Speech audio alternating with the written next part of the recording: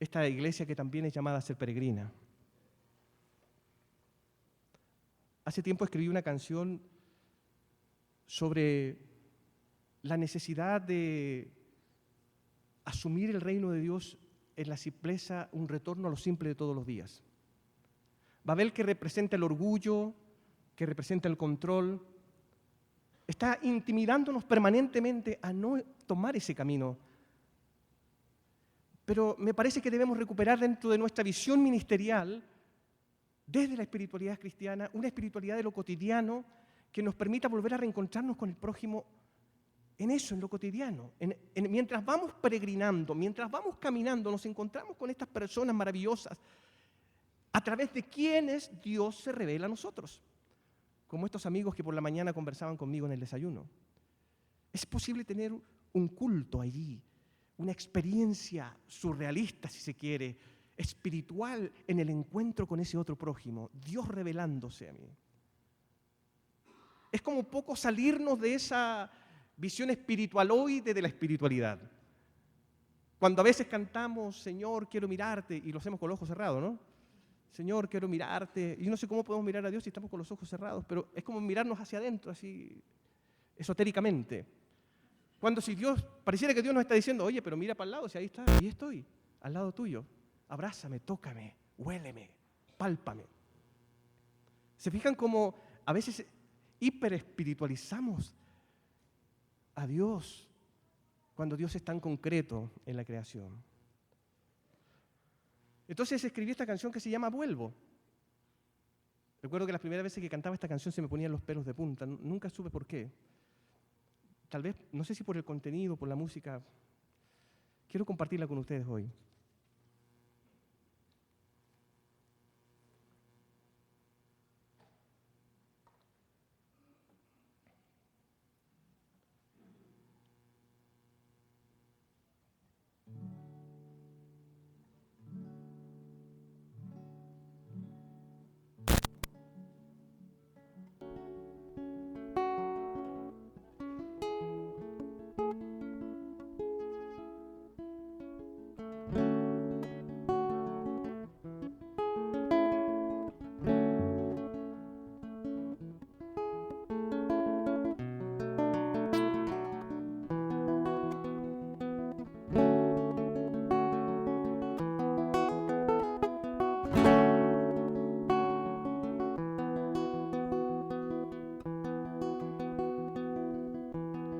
¿Qué hacer con un mundo que avanza seguro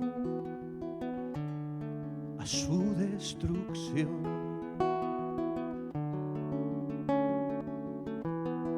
¿Qué hacer con el mundo que abraza el consumo como religión?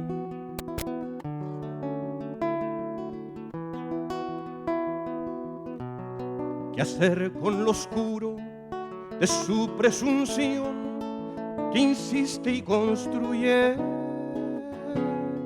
en su corazón? Babel del orgullo, Babel del dolor, Babel que construye muros para el sol.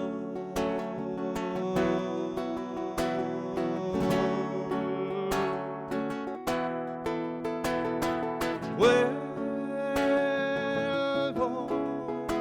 a mi patio y planto mi jardín. Vuelvo a sembrar el sabor que alimenta al amor, la esperanza. Vuelvo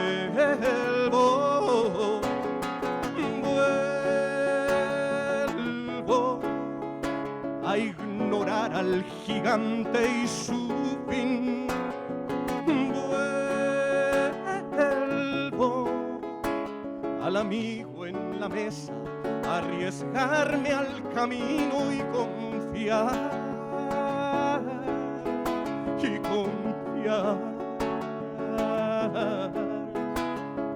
en Él, en Él.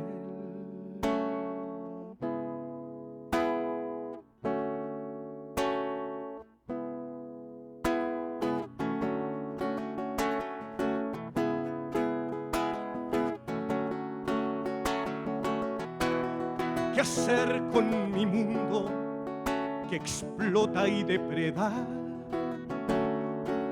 Su casa, su Edén. ¿Qué hacer con mi mundo que arrasa las flores? Borracho de sí.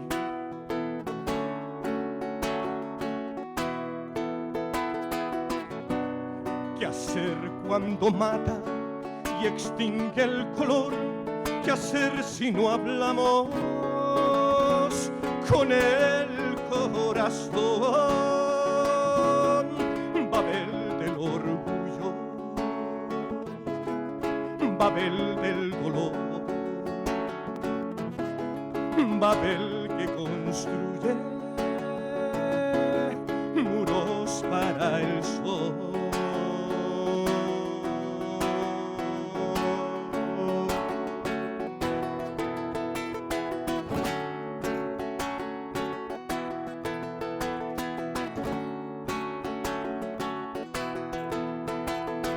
Vuelvo a mi patio y planto mi jardín. Vuelvo a sembrar el sabor que alimenta al amor, la esperanza.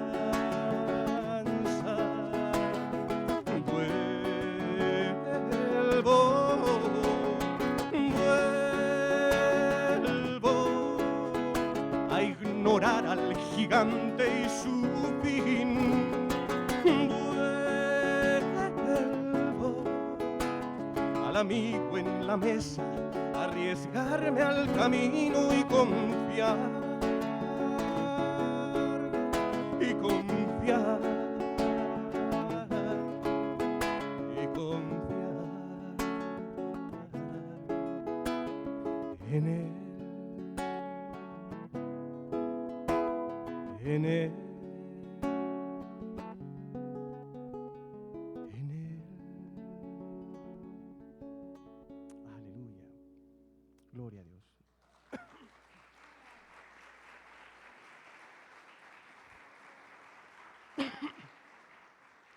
El problema cuando canto estas canciones es que después ya no sé cómo seguir.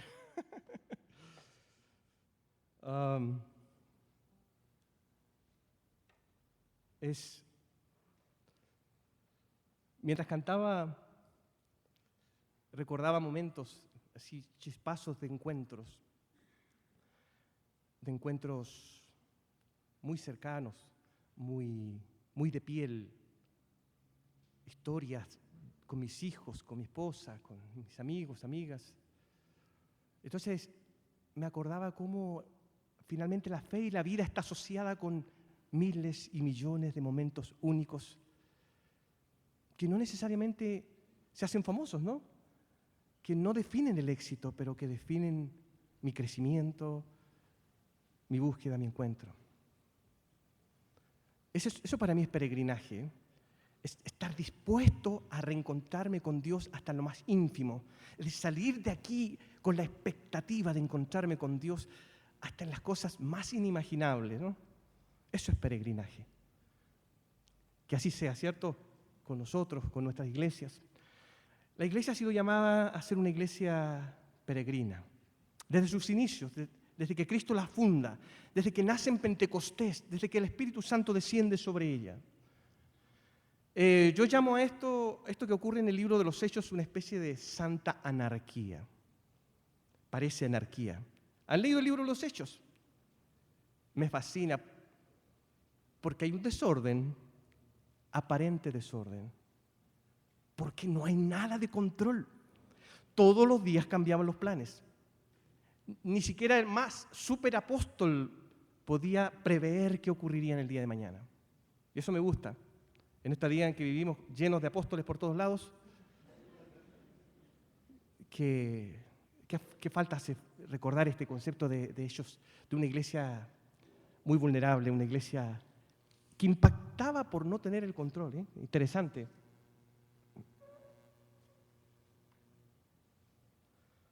No había un deseo de controlar, no era una aspiración, parece, de los apóstoles. Y aquí hay una característica del Espíritu Santo, que es finalmente el que nos convoca a este peregrinaje. Hay algo que está en su ADN más esencial, y es que el Espíritu Santo es subversivo. Dios es subversivo, subvierte, porque no se somete, no se deja manipular por nada, porque es soberano, porque es Dios, ¿cierto? Pero ¿por qué a veces en nuestras congregaciones parece que tenemos el control del Espíritu? ¿Se han fijado? Vamos a controlarlo para que haga ciertas cosas. Un espíritu indomesticable es lo que guía a esta iglesia peregrina. Y es maravilloso mirar, vuelvan a leer el libro de los Hechos con la mirada peregrina, vuelvan. Y es impresionante la vitalidad, el dinamismo, porque todo era permanente sorpresa en todos los ámbitos, en el ámbito eclesiológico, en el ámbito de la misión cultural o transcultural, en el ámbito de la teología. Oye, eso sí que es delicado en un centro teológico como este, ¿no? Ser peregrinos en la teología. Pero ahí estaba presente en el libro de los Hechos esa idea, cambio permanente. Todo era como, yo creo que ya estaban como medio nerviosos, a ver qué va a pasar mañana. Que de repente hay un tumulto ahí en Samaria porque los samaritanos quieren escuchar el Evangelio, pero el Evangelio no es para los samaritanos, es para los judíos. Entonces ahí ya se produce una crisis profunda. Si vamos a hablar de crisis, tenemos que ir al libro de los Hechos, está lleno de crisis por todos lados. Me impresiona la honestidad y la transparencia de la espiritualidad en el libro de los Hechos, porque nos revelan apóstoles, líderes y hermanos falibles. Y dramas tan terribles como el de Ananías y Zafira, ¿no? Que de paso, dicho sea de paso, la gran crisis de Ananías y Zafira no es necesariamente la mentira es la exteriorización de un problema más profundo, de un drama más profundo en la espiritualidad cristiana, y es vivir una espiritualidad de la apariencia. Si el problema con Ananías y Zafira era que querían ser tan reconocidos como era Bernabé, tener tanto prestigio espiritual como Bernabé, que había vendido su casa y la habían entregado. Entonces, el capricho de fondo ahí es, ¿qué tipo de espiritualidad estamos viviendo? Es de la transparencia, esto es lo que soy, miren, a un Pedro que se equivoca, a un Pablo que se equivoca. Entonces, ahí ocurren varios fenómenos en el libro de los Hechos que son realmente interesantes. Un Pedro que se le aparece Dios en visión y le dice, mata y come, ¿recuerdan? Ustedes pueden imaginar la crisis integral que produce eso en Pedro. Todos sus conceptos teológicos, sus rituales son removidos. Y Dios le dice, mata y come. Porque el otro día tenía que ir a la casa de Cornelio. Es decir, si viene Dios hoy día y remueve mis fundamentos teológicos que son tan sagrados para mí, ¿qué pasaría? Eso nos lleva a pensar qué tan absolutos son nuestros conocimientos de Dios, ¿cierto? Algo de eso hablábamos por la mañana. A veces olvidamos que gran parte de nuestra teología que tenemos hoy tiene una fuerte influencia renacentista y de la Ilustración, donde se trató de meter a Dios a un laboratorio para examinarlo y encuadrarlo dentro de categorías teológicas. Entonces a veces cuando abordamos la teología parecemos tener el control también. Pero cuando nos deshacemos de ese absolutismo y nos abrimos a la posibilidad de conocer algo más de Dios, de que se nos amplíe la visión, ese es el gran mensaje de este encuentro de Cristo y Pedro a través de esa visión. ¿Y qué decir de los paradigmas misioneros que a veces son tan sagrados para nosotros? Cuando el Espíritu decide prohibir a Pablo no ir a cierto lugar. Eso es descontrol absoluto. Eso significa vulnerabilidad, fragilidad. Aquí lo concreto es que no somos llamados a controlar. Eso ya lo tenemos claro. Pero si controlar no es nuestro llamado como iglesia, ¿cuál es Y parece ser que en el libro de los Hechos el llamado que Cristo y el Espíritu hace a la iglesia es a discernir. Discernir. No controlar, pero discernir. Cuando ocurre toda esta revolución en Samaria o cuando ocurre esto con Cornelio, la iglesia se junta a un proceso comunitario de discernimiento. Cuando ocurre el tumulto en Samaria, es enviado Silas, ¿no? Y Pablo. Y dice que cuando vieron la gracia de Dios moviéndose allí, dijeron: esto es de Dios. No controlaron, pero sí hubo discernimiento. No somos llamados a controlar, sino a discernir.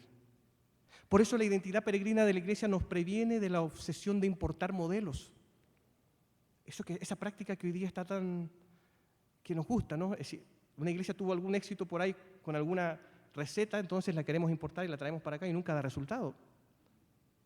Pero perdemos un montón de energía, de tiempo, obsesionados por la seguridad del éxito del otro. ¿Se fija? Qué tremendo es esto. En vez de importar esos modelos, ¿qué tal si discernimos juntos? Si tú me ayudas, si conversamos, si dialogamos, en el Espíritu buscamos, a ver, ¿qué Dios quiere hacer aquí, ahora? Somos convocados a leer y descubrir los signos propios de nuestro variado continente latinoamericano. Somos llamados a valorar y respetar nuestra identidad para desde ahí reconocer lo que la gracia de Dios quiere hacer. ¿Les parece que eso tiene sentido? Pero es difícil porque hay que meterse con Dios y hay que meterse con el prójimo. Y hay que hacer algo que no nos gusta, que nos desespera. A mí por lo menos me desespera mucho. ¿Qué es esperar? Estar tranquilos, esperar el llamado, esperar que la nube se mueva. La crisis de discernimiento que la iglesia latinoamericana está teniendo es atroz. Y es atroz porque no hemos ejercitado ese proceso. Estamos ejercitando poco el proceso de discernimiento, porque abrirse a un proceso de discernimiento necesariamente nos lleva a la vulnerabilidad, a tener que usar ciertas frases como no sé, no entiendo, no puedo. Y cuando uno comienza a repetir muchas veces esa frasecita, algo bueno está pasando en nuestra espiritualidad. ¿No les parece? Porque es cuando no sé y no puedo que Dios comienza a usarnos. Qué paradoja, ¿no? Porque Moisés fue útil cuando dijo no puedo. No cuando empezó a tomar las armas por sus propias manos y mató al egipcio. Ahí no podía, ahí sí que no podía.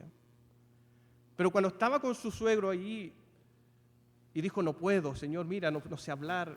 Ah, bueno, ahora sí estás listo, anda. No sé si logramos captar cómo funciona la lógica cristiana. Esta lógica del revés, la lógica del mundo al revés, de los conceptos al revés. Una espiritualidad que privilegia lo pequeño. Una iglesia que no opta por el camino del discernimiento termina controlando. No hay salida. El peregrinaje como permanente descubrimiento y asombro. De eso hemos estado hablando. Los peregrinos en el Antiguo Testamento, los salmos están llenos de salmos de peregrinaje, ¿no? Como este. Es un salmo que a mi papá le fascinaba. Y yo a veces, mi papá era pastor de la Asamblea de Dios en Chile, un tipo tremendamente apasionado, casi loco diría yo. Y a mí me fascinaba escucharlo por la casa recitando este texto. Y lo hacía con una pasión increíble, era como que se volaba con Dios en ese momento. Decía, cuán amables son tus moradas, oh Jehová de los ejércitos. Anhela mi alma y aún ardientemente desea los atrios de Jehová, mi corazón y mi carne. Ahora imagínense esto recitando los judíos, los israelitas por el camino rumbo a Jerusalén, al templo, los peregrinos. Esto es una espiritualidad de peregrinos. Imaginaban el templo, estar en la presencia de Dios, gozando. Oh, me siento celoso de las golondrinas y de las arañas que están en ese templo. Yo anhelo estar ahí. O alzaré mis ojos a los montes, los peregrinos iban por los caminos afrontando muchos peligros y decían, ¿de dónde vendrá mi socorro? Mi socorro viene de Jehová, que hizo los cielos y la tierra. Cuando renunciamos al camino de la certeza, la única salida es confiar, hermanos. Ya hablamos sobre esto, ¿no? Cómo el peregrinaje afecta nuestra cosmovisión. Toda. Iglesia, teología, misión. Termino con 3 historias de Jesús el peregrino. Jesús rumbo al otro lado del mar de Galilea. No voy a detenerme en detalles porque ustedes conocen la historia. Sus amigos caminantes le dicen después de ver el tremendo milagro portentoso de calmar a la tempestad, ¿quién es este que aún los vientos y el mar le obedecen? ¿Quién es? Resulta que la crisis, la sorpresa del peregrinaje está aportando una mirada de Dios que no tenían. El peregrinaje revitaliza nuestra visión de Dios. Es decir, sin peregrinaje nuestra comprensión de Dios se vuelve monótona y fría. Por eso que estamos tan desapasionados a veces. Yo no puedo imaginar a un cristiano desapasionado porque eso es una contradicción. Pero el peregrinaje nos provee el encuentro con estas experiencias renovadoras. Jesús rumbo a la casa de Jairo. ¿Qué ocurre? Una mujer aparece en el camino que había sufrido de muchos médicos. Cuando oyó hablar de Jesús, vino por detrás entre la multitud y tocó su manto. ¡Wow! Otra vez, el programa, la agenda decía, hay que ir a la casa de Jairo. Jairo tiene un problema. La meta es Jairo. Pero el peregrinaje dice otra cosa. Hay una mujer en el camino. Hay una mujer que necesita ayuda. El peregrinaje nos permite conectar con los invisibilizados de esta tierra. Esta mujer que está en el anonimato, en la oscuridad más absoluta, en la injusticia, que nadie la ve, el sistema la ha ignorado.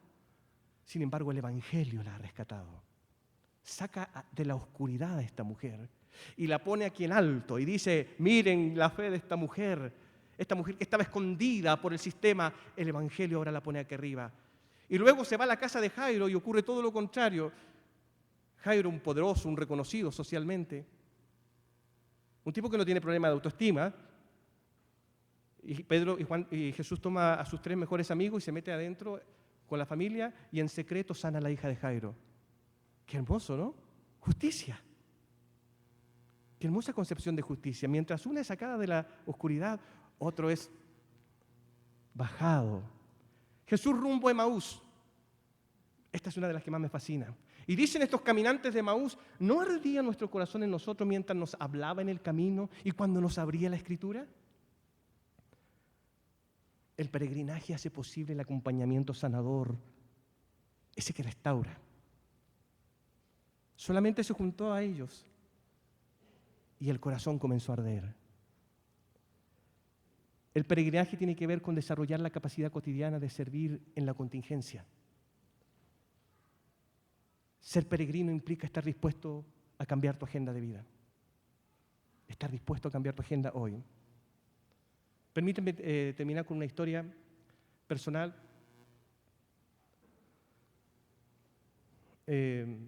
Una de las cosas maravillosas que Dios me ha regalado estos últimos meses es que he podido conocer un grupo en mi ciudad, un grupo de trekking, de estos que hacen caminatas a los cerros, cordilleras. En la región donde yo vivo hay muchos parques nacionales maravillosos. Y entonces me hice miembro de uno de estos grupos de trekking. Nunca imaginé, a mí me fascina esto, pero nunca imaginé que esto pudiera aportar tanto a mi comprensión de la teología y de la experiencia cristiana. Increíble lo que he aprendido. Si ustedes quieren aprender teología, vayan a la montaña. No necesariamente tienen que venir al CETECA. No, es mentira, eso es un chiste. Si no, no me van a invitar más. Pero es verdad, el peregrinaje implica aprender teología en el camino. Bueno, uno de nuestros viajes a la cordillera, un parque nacional que se llama Huerquehue, cruzar ese parque implicaba 2 días de camino en varias jornadas. Por la mañana 5 horas, la tarde 3 horas. El problema es que calculamos mal y tuvimos que hacer el recorrido de regreso que hicimos en un día completo lo tuvimos que hacer solo en 8 horas. Ese ya era un problema. Porque como era un viaje de 2 días, llevamos mochilas muy grandes. 10, 15 kilos, comida y una cantidad de cosas que no servían para nada. Un botón de muestra, como yo tenía poca experiencia, llevé una tremenda cosa con champú.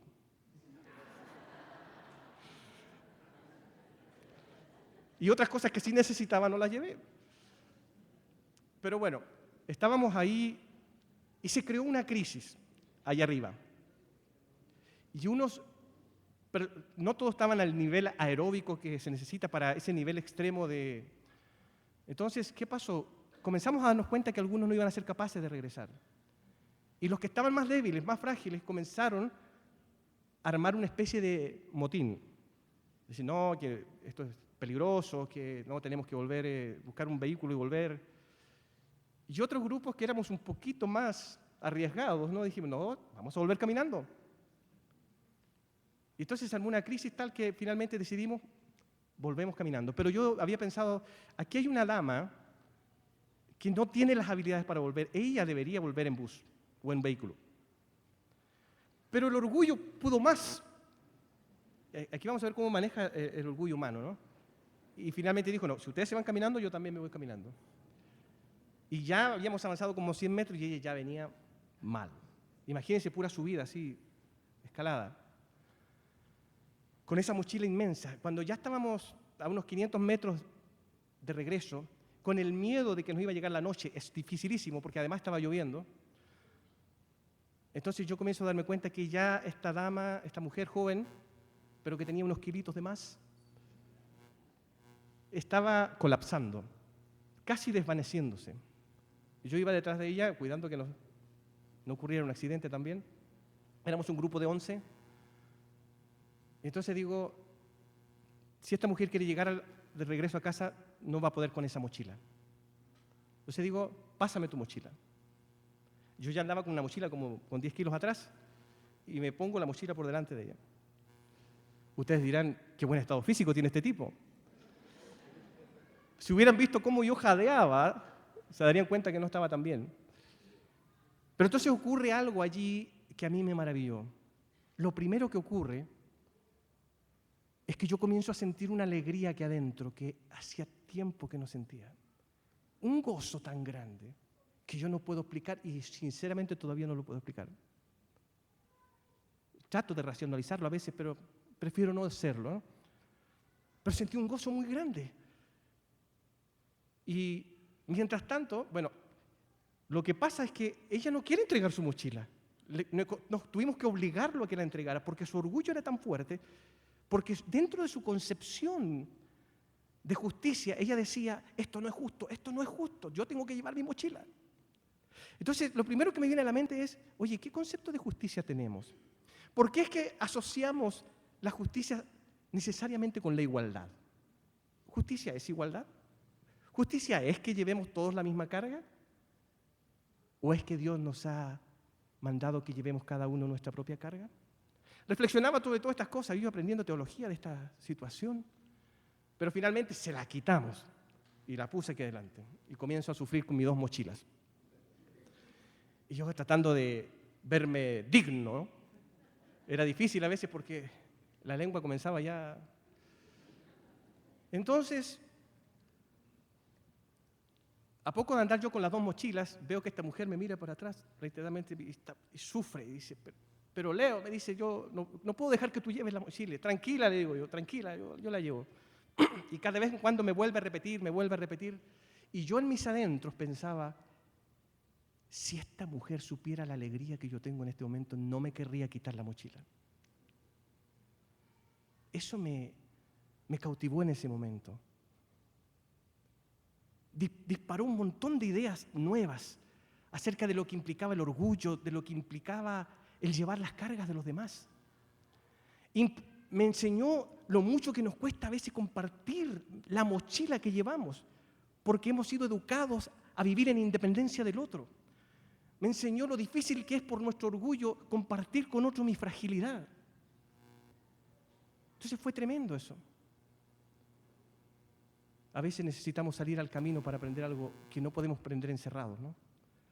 Recuerdo que en mis primeros años de formación valórica en un colegio de un pequeño pueblo de la ciudad, me contrataron para hacer formación, algo así como religión, formación valórica, y yo lo único que hacía era sacar a los chicos del encierro de la sala y los llevaba a caminar por la ciudad, por los campos, por el cementerio, por los ríos. Y la gente, y mis amigos se burlaban de mí porque qué clase de profesor era, que lo único que hacía era hacer caminar a los chicos. Y cada vez le encuentro más sentido a eso. Necesitamos el peregrinaje para conectarnos con realidades que de otro modo no es posible. ¿Y por qué el gozo de llevar la mochila? ¿Por qué la alegría? ¿Por qué será? Tal vez podamos descubrirlo juntos, ¿no? Tal vez es una pregunta que puede revitalizar nuestro servicio a Dios.